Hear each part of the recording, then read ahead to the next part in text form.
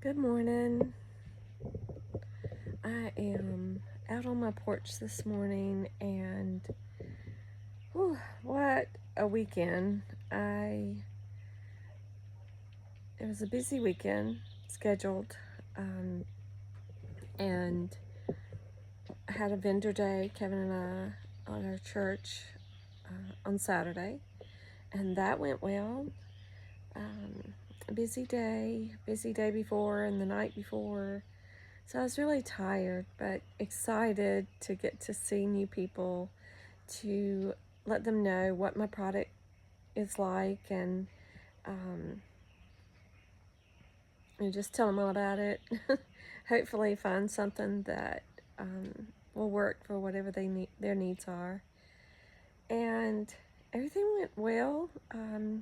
My goal that day was to make enough money to pay my real estate dues, and I had $5 to spare, so I love seeing how God just blesses me beyond what I can imagine. I have the expectation because He's blessed me my whole life, and not to say I haven't had trials, because I have, but my trials don't define me. They shape me. I'm trying to hold this still. And everything I go through teaches me something I need to know for later on. So that's how I look at things. We got home and took care of all the chores we didn't have time to do that morning, Saturday morning, and then before we knew it, it was dinner time, and I wasn't very hungry, but I knew that I needed to eat something before the next morning, Sunday morning. And I was so looking forward to Sunday morning at church because I cannot get comfortable because I'm uncomfortable. Anyway, I was looking forward to Sunday at church because we were doing a special service for people in our church who have cancer, and they're battling cancer, and so everybody was going to wear pink. Kevin and I went to Belk and got our pink for Sunday, and we were looking forward to it. A special love offering was going to be taken up at the end of church, and I was looking forward to that as well. So what happened, I have no idea where I got it, but I guess at the diner we went to, I got exposed to gluten.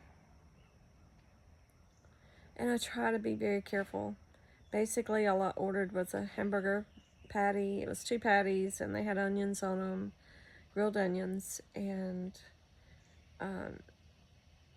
some fries. And I typically do okay with trace gluten. I never have had a full-blown episode with trace gluten, but it could have been the fries, I don't know. But the only thing that during the whole episode, I kept tasting those onions, and it was awful, y'all. I started feeling bad right after we got home, and I told Kevin, I said, I've been glutened. He said, what do you think it was? And I said, I think it was the onions. And some people, when they saute grilled onions, they'll put a dash of flour on them to help them caramelize more. I don't know if that was the case, but I am going to call and find out if that is their process, because if it is, they need to let people know, because I specifically said I can't have a bun because I'm sensitive to gluten. But after this episode, I'm pretty sure, without getting a formal diagnosis, that I am celiac. Guys, I really thought I was going to die. I got up sometime during the night, got on the couch, and I could not get comfortable.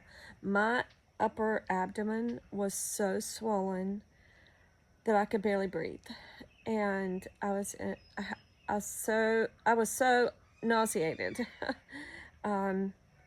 And I just really thought I was going to have to you know, and I tried, but I could not make myself throw up.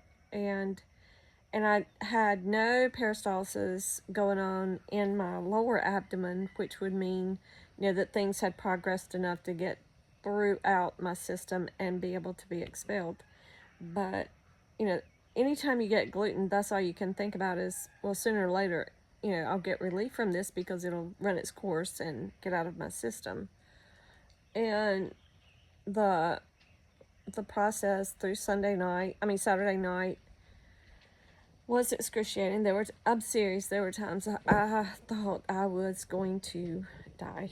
And I kept moaning and groaning. I could not get up because the muscles um, were so painful. Like my whole body, anything that had to do with the muscle was aching.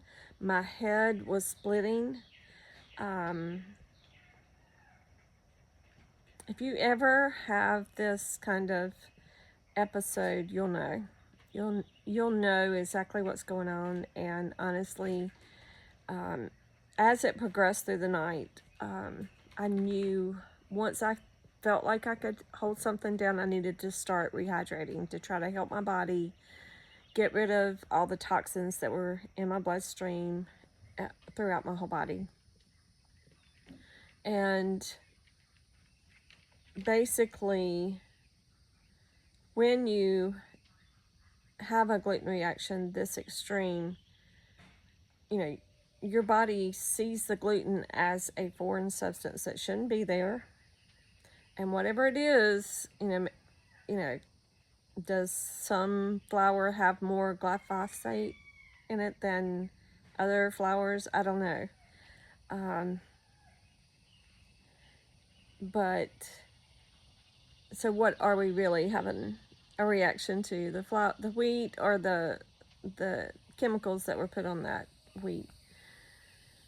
So anyway, as it progressed through the night, Kevin got up the next morning and he saw me. He said, "Oh my goodness.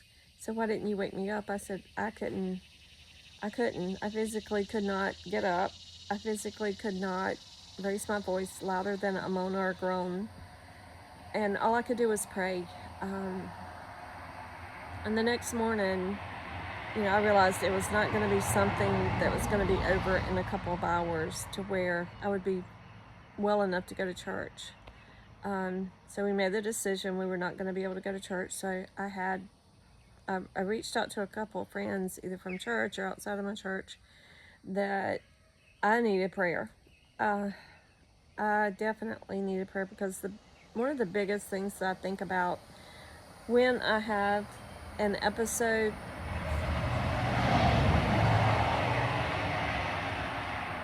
Sorry, I was letting the cars go by. Is organ failure. And my kidneys, with the amount of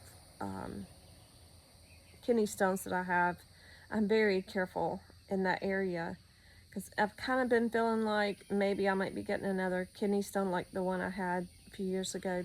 I get the really big ones that can't be, expelled from the body naturally. Sometimes a piece of it will break off and cause me pain or discomfort. But I've just been noticing, like in my lower back, being painful at times or just sore. And so I've been making sure that I hydrate. I try not to eat the things that might produce the type of kidney stones that I have. And hey, Sadie. So I really am careful about my health, and I try to be healthy. But I guess with this, there's not a whole lot I can eat now going out.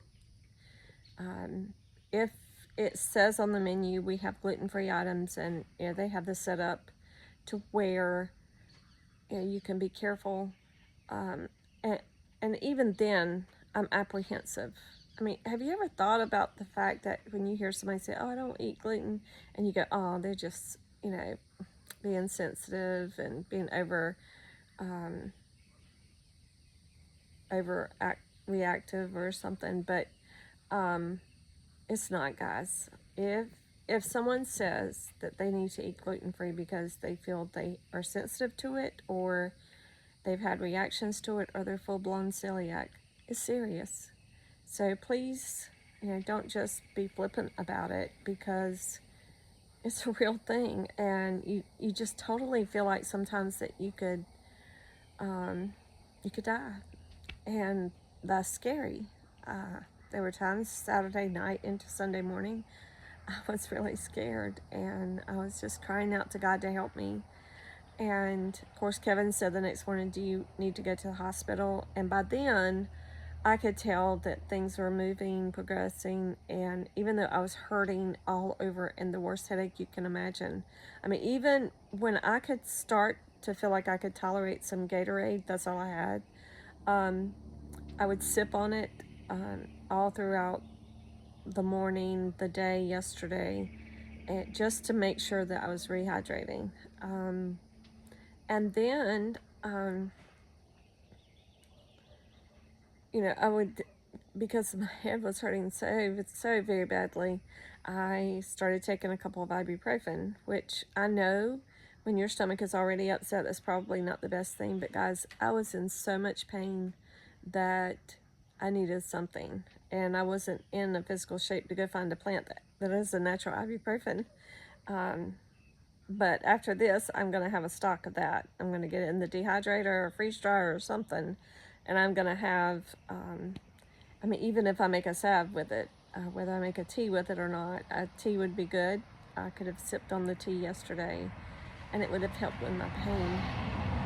But when your body and your muscles have whatever this toxin is that gets formed by your body to try to fight off the gluten,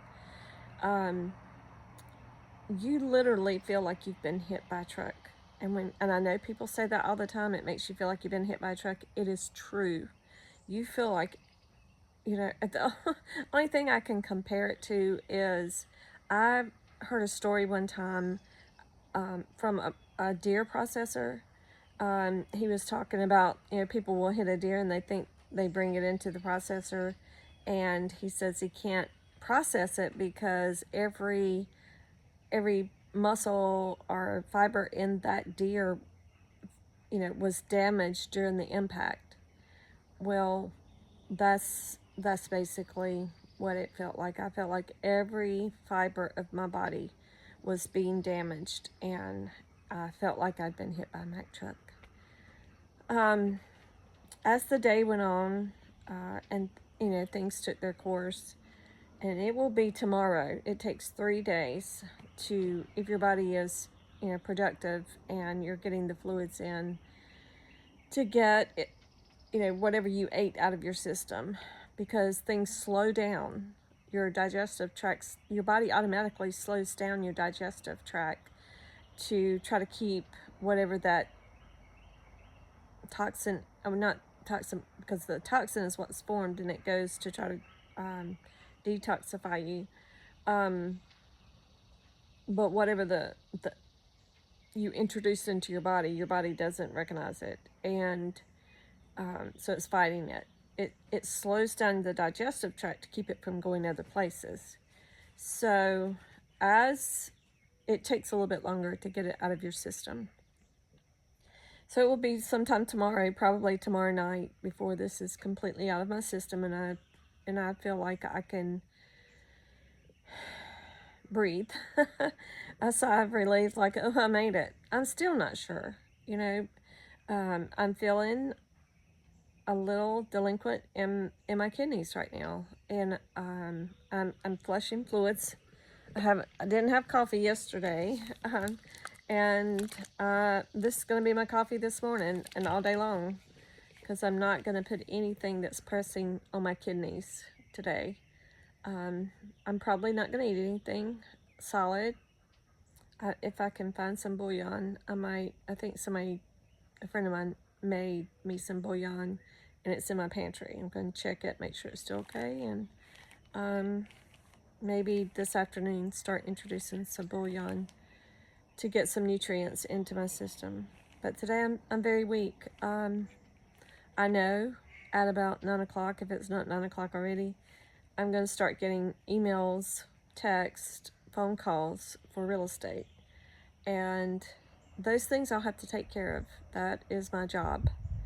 And I'm just the kind of person, that's how Kevin knew that I was incapacitated yesterday, because I wasn't working. I wasn't getting up, because I remember telling him, even, when I'm at my sickest, even when I had COVID, I still got up and did my job. And I got up and did things around the house. I mean, my house looks like a tornado went through it, and I had missed one day of doing the normal things that I do on a daily basis. We didn't go get groceries yesterday like we normally do. I was out for the count, and I'll have to slowly get back into getting those things done this week. But I'm only going to do what I have to do. I'm not going to push myself and press myself. I will have to milk the goats today because I didn't yesterday, and I can miss one day, but I definitely can't miss two, otherwise they'll start drying up, and I've got clients who come and pick up the milk. But that's pretty much what I want to update with today. I know this video is kind of long and drawn out, and not specific to Threshold Homestead, but it is when it puts me out of commission. And if any of you are having any of these issues when you go out to eat and you wonder, what did I eat that caused you to be upset, then it could possibly be the type of gluten that was used in preparation of your meal. I don't know. I just know that I've been very sick, and I don't like being sick, because I do things on a daily basis to help myself stay well, and this put me down. I don't like it. But I am going to do what it takes to recover. Definitely get all of that done. So you guys, I hope you have a great day, and if you're having any issues that you would really and truly prefer not to have, it could definitely be something in your diet. And I would encourage you, especially if, it feels like it's an autoimmune issue, chances are it could definitely be something you're eating. It could be something you're using in your house, like a air freshener. It could be a detergent that you're using in your laundry.